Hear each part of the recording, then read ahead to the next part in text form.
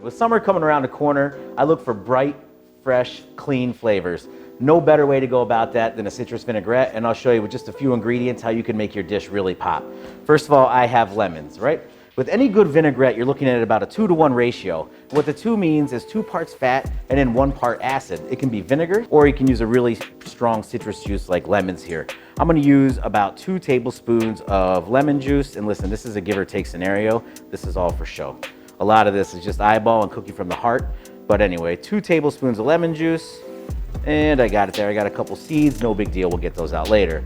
Now, I wanna use a little bit of Dijon mustard and a little bit of honey. They kind of hold this whole thing together, right? So roughly a tablespoon of each, and again, I use roughly, no one's keeping track at home, right? And then, that was a long tablespoon.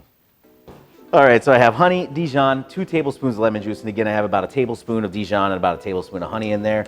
Now I'm gonna bring in my olive oil. I'm gonna use about a 1/4 cup of that.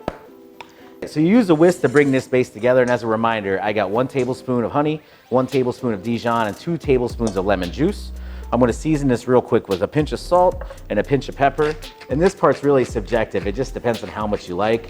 I like a ton of pepper in my lemon vinaigrette. And again, a quick stir. Now this may be the most important part of making a dressing. This is where the emulsification happens. You gotta slowly whisk in this oil, right? You can't just dump it all in or it won't come together. It's just gonna be oil and vinegar. So I'm gonna take this oil and I'm gonna slowly stream it while I whisk. And again, you can see where this towel comes in handy underneath of this.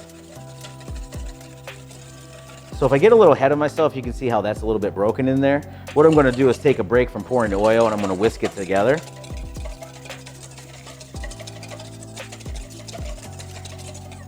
And then you can see how the honey and Dijon really hold all that together. Now it's a nice creamy, kind of fluffy, for lack of a better term, dressing. A little bit more oil and I am good to go.